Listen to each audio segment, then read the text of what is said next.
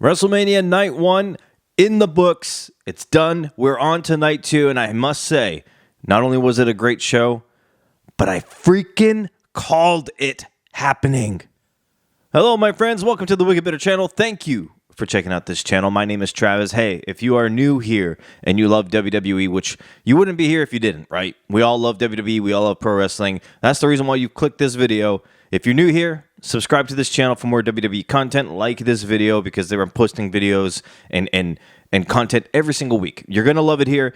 I have to say I'm very happy, very proud, very grateful because we've just hit over 3,500 subscribers on this channel. I cannot believe it. I can't believe it.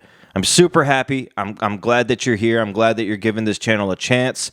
We continue to grow this community bigger and bigger. So yeah, you're gonna want to be here. It's a fun place to be honest with you. We got a lot of people who talk in the comments with one another. That's what we do here. It's wrestling fans talking with other wrestling fans. It's truly a good place to be. Got a quick quality check, guys. I want to check in on you. I know we're still in the middle of WrestleMania, but Night 1 is done.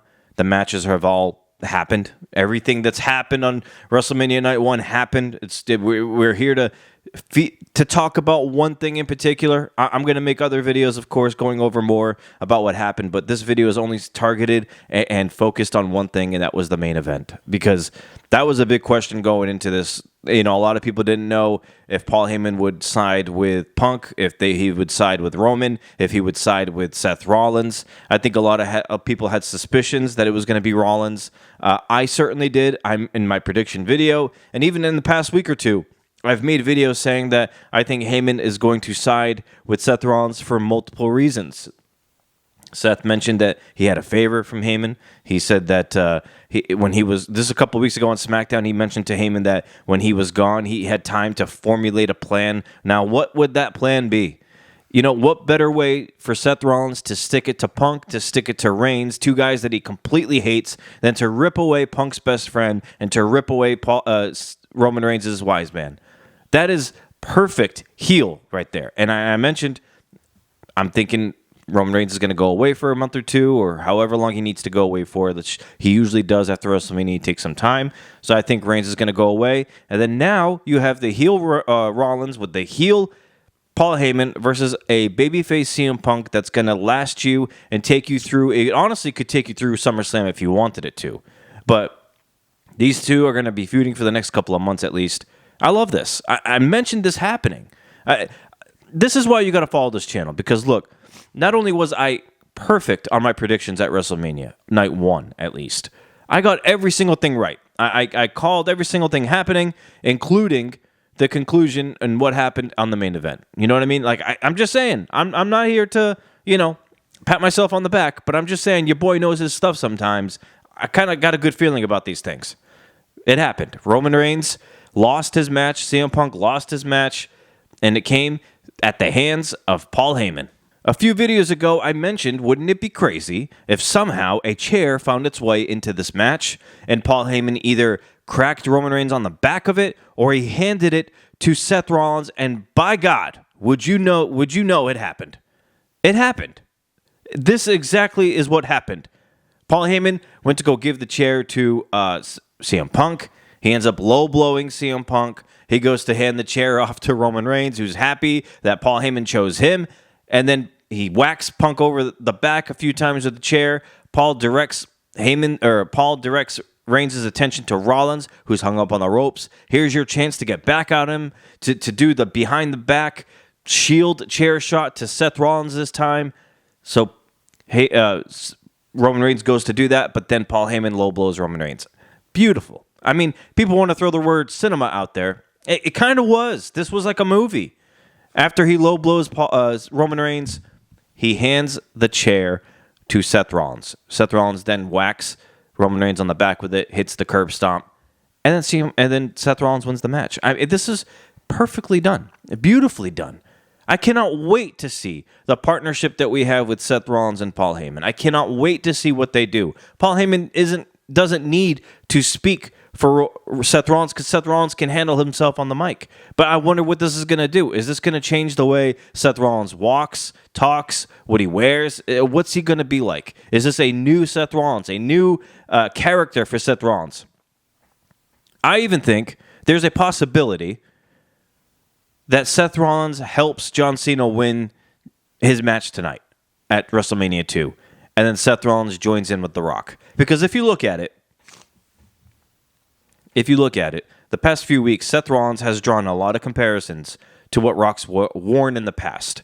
Seth Rollins came out with like a black turtleneck-looking shirt with the necklace on it, which then, of course, you can flash back to when The Rock wore that fanny pack picture that's very famous. A lot of people talk about that picture. That was a comparison. What Seth Rollins wore on, I think, SmackDown last week, where it was kind of like a Versace-looking kind of suit, the one that looks similar to what The Rock wore with his Versace shirt. Like, there's a lot of... I mean, it could be a reach, it could be a stretch, of course, but I think it's just too similar to not be a reach. And then, of course, last night at WrestleMania, I even made a post about it on Instagram. The flamethrower. Seth Rollins came out with a flamethrower. He was flamethrowing his name. The Rock did that at WrestleMania. There's too many comparisons here. What if Seth Rollins helps John Cena capture the title, and The Rock has his super group of Seth Rollins and John Cena with Paul Heyman? That would be an insane group. I'm not saying it's going to happen, but I don't think I'll be surprised if it happens. If it happens, you have to come back to this video. You have to, because that's insane. If you think about it, it kind of makes sense. I mean, Seth Rollins spent last WrestleMania working both nights, being the MVP of the night, trying to save the WWE from Roman Reigns. And now if you look at it a year later, what if he works both nights, having a match on night one and then interfering in the match at night two, just like he did last year? What if he does that, not to save WWE, but what if it's to ruin it, just like John Cena plans to do if he wins the title? I mean, this is what The Rock's plan could be, right? Rock said he's 20 steps ahead. What if this is it? I think it'd be a cool way to do it. You could make sense of it. You could have Seth Rollins as a very top heel. You can have John Cena as a very top heel. And now, look, you got Seth Rollins here as somebody who could now, as a heel, a big-time heel, Raw's biggest heel, go after Jey Uso, another Bloodline member, Roman Reigns' cousin. Like, how fitting would that be? Seth Rollins hates Roman Reigns that much that he ripped away his wise man and he stole the World Heavyweight Championship away from Roman's cousin. I mean, the storytelling we could have here is unmatched. WWE keeps staying steps ahead of its fan base and its audience, and I freaking love it. Anyway, great main event. Great results. I loved everything that happened. I actually enjoyed the show very much, but I do think that night two is going to be way better than night one. Night one wasn't bad, but it also wasn't like extraordinary either. It was cool. We had a lot of cool moments. Individually in some matches, we had some great moments. And that main event, to me, stole the show, especially because of the way it was handled with Paul Heyman turning on Reigns and Punk and now siding with Seth Rollins. So if Paul Heyman is Punk's best friend, Paul Heyman is Roman Reigns' wise man, what will Paul Heyman be for Seth Rollins? An advisor? I don't know if you can use an advocate again. Could you maybe? I don't know. What does Seth Rollins do from here? Does he change his whole gimmick? Does he become a different type of character? Does he become more of a dark character? I don't know. But a couple of weeks ago when he told Heyman that he formulated a plan, this had to have been the plan. And he mentioned the favor to Heyman, and he also said in a promo to Reigns and Rollins and Punk that it's up to Paul Heyman to choose to pay that favor. And maybe this was that. Maybe it was the favor. I'm just saying, Seth got in his head. This is beautiful. You guys let me know what you think. I thought this was a great main event. I know I only spoke about the main event in this video. We'll cover the other stuff in another video, but this was just too big. This was too big, and I just wanted to throw it out there too. Your boy knew his thing on this one. I did my thing on this. I got every match right, the results of it. I've been, for the past week or so, giving reasons why Seth Rollins could do this. I know a lot of people assumed he was going to turn or that Heyman would side with him. I'm just saying the way it happened was very close to the way I said it could happen. I'm happy about that. I'm not going to lie. I know I mentioned on these videos all the time that when I'm wrong in predictions, I like that because it does something that I didn't think of. But I also like being right sometimes. It's kind of fun. I'm just saying. All right, guys, I appreciate it, man. Hey, look, I appreciate all the new subscribers on this channel. I really do. It's a good place here, honestly. We got everybody in the comments when we all talk to one another. It's very fun. It's a lot of back and forth. When we disagree, it's all respectful, which I love, and I hope you guys keep that up because it's better that way for me, honestly. Like I'm not here to argue with people.